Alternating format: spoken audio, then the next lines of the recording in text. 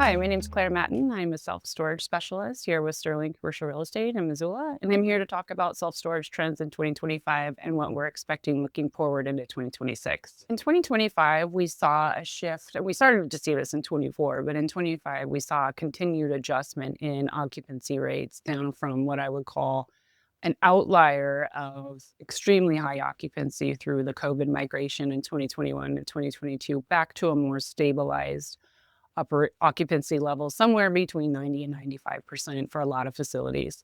And I know it felt scary for operators at first because we were so used to having this long wait list and no downtime between unit turns.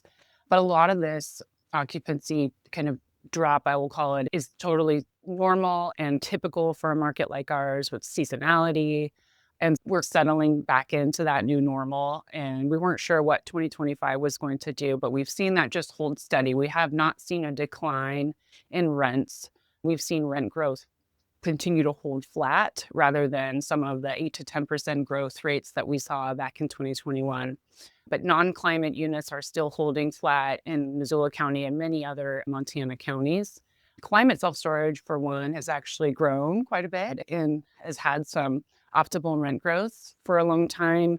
We didn't have a lot of it, and so we weren't sure if the market was prepared to absorb climate storage, and we weren't sure if it was worth the cost of building, but that's turning out to be true, especially in markets like Bozeman and Whitefish and the Flathead area, as well as Missoula. The climate storage is actually holding very well and is proving to have a steady demand across those markets. And in terms of transaction volume has been challenging in 2025, as it was last year too. I think we were all hoping 2025 would bring this downward shift in interest rates, and that didn't happen. And it's just become more challenging to do deals at the number that sellers were used to a few years ago. And so if you're a seller, your nest egg is not completely wiped out. It is not diminished, but it is trickier for buyers to get to where you perceive the value to be. We don't have people underwriting based on pro forma rates much more. It's based on actual revenue. So even if you've just raised your rates, but you don't have a lot of historical numbers to show how those rates have performed, it's still proving to be a little bit tricky for buyers to move forward. Additionally, those elevated interest rates are combined with some elevated operating costs that we weren't dealing with a few years ago. There's been a lot of Montana markets that have been put into these high-risk fire zones, and so insurance premiums have gone up, tripled often in most markets. And so that's an operating cost that's hard to recover.